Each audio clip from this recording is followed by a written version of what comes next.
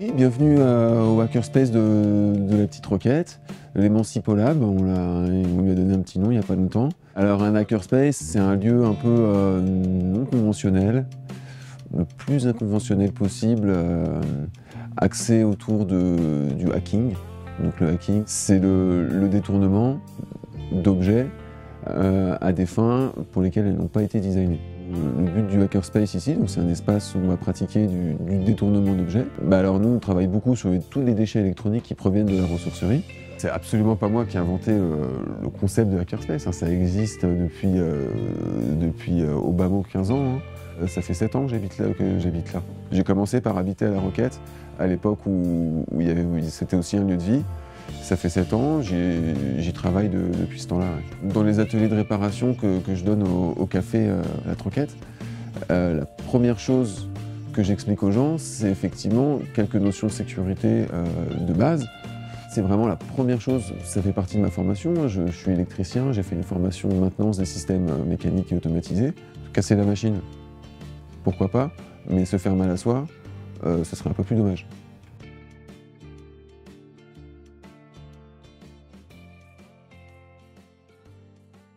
C'est le premier truc toujours nécessaire, avant d'ouvrir quoi que ce soit, débrancher. On va regarder ensemble comment il s'ouvre, en essayant de ne pas le casser en l'ouvrant, parce que ces bêtes-là, c'est jamais vraiment fait pour être ouvert. A priori, c'est qu'un petit nettoyage. Alors là, il va nous falloir un tournevis fin. Les clips, ils sont là.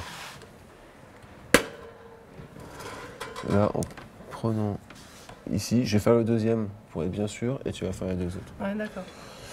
Allez, vas-y, essaye. Le tout, c'est d'y aller, de pas avoir peur. Vas-y. C'est fait. Tac.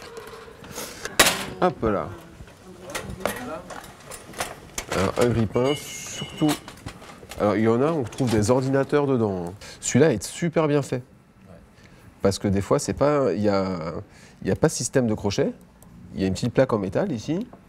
Et puis l'électroaimant tient la petite plaque en métal. Ouais. Ça revient à peu près au même, sauf que quand on relève, on a la partie là qui est exposée à la poussière, aux miettes de pain, et du coup la simple poussière entre les deux, des fois ça colle pas.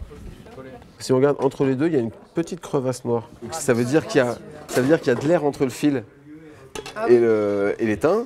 Ils peuvent des fois se toucher, des fois pas se toucher. Peut-être que ça joue. Une fois le carter enlevé, l'appareil est dangereux. Ouais, là, si on met le doigt ici, là, il y a risque de mort. Donc, on va déjà faire un essai. Ouais, alors là, peut-être que... S'il n'y avait pas eu ici, je l'aurais jeté, ça c'est clair, je l'aurais balancé. Philosophiquement, je pars du principe où tous les objets sont réparables. C'est qu'une question de moyens qu'on se donne, financiers, techniques, de connaissances. Mais a priori, tout est réparable.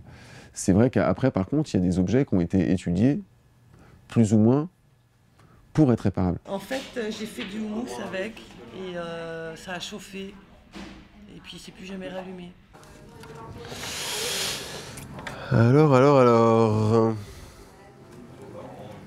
Dès que ça atteint des complexités d'électronique, sans les documents techniques qui vont avec, c'est compliqué. Pour le moment, c'est vrai qu'il n'y a pas beaucoup d'espoir.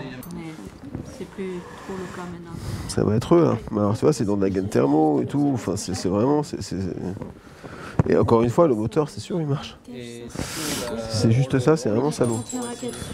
Non, on va le mesurer, voir s'il marche. Mais bon, comme on a fait le tour de ça, je vais quand même le... Tu vas le tester quand même. Je vais quand même le tester.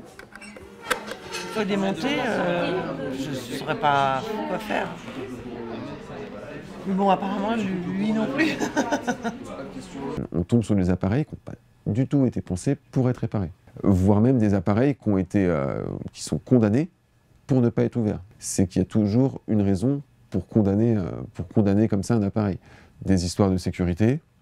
En fait, c'est le rapport coût de l'objet sécurité, parce que pour la même sécurité, on peut faire un objet qui est réparable avec plus d'éléments dans le sous-ensemble, avec des vis, avec des joints, un appareil qui coûte plus cher.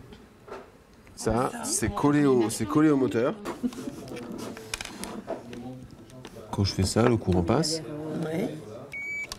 Lui, il est vraiment sur le fil d'alimentation du moteur. Donc ça, il faut aller chez un vendeur de pièces détachées d'électroménager. Il y a des spécialistes vers Gare du Nord. D'accord. Je connais un qui est pas mal, je vais vous Ah donner ouais, l'adresse. je vais y aller. Et il est mis ici. Il est pris avec ça là, avec cette bague en métal. Ah oui. Et par contre, si tu vas l'acheter, on se la monte ensemble au prochain atelier. Ouais. A priori, ça a protégé le moteur, quoi. Ouais. C'est fait pour. Alors ici c'est un stock de matériaux. Donc, que des matériaux un peu particuliers, hein, du métal, du bois, à travailler pour fabriquer toutes sortes de petites choses. Ici on a un plan de travail, c'est le plan de travail d'électronique. Donc les imprimantes 3D, les machines de recyclage, le broyeur. Là, dans la deuxième pièce, on a une petite bibliothèque.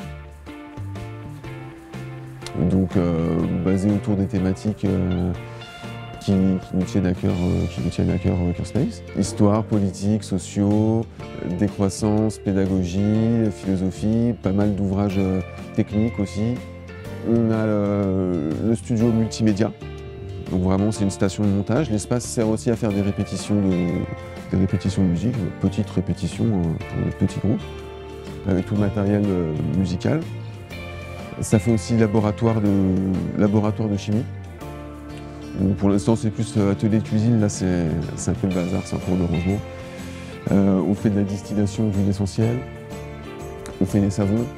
Ça, c'est les deux projets de chimie qui sont en cours. On fait aussi du développement micellaire. Alors, c'est de la culture de champignons. Tout le matériel qui est ici provient de récupération, provient de la ressourcerie. C'est un peu de l'accumulation d'une cité malade.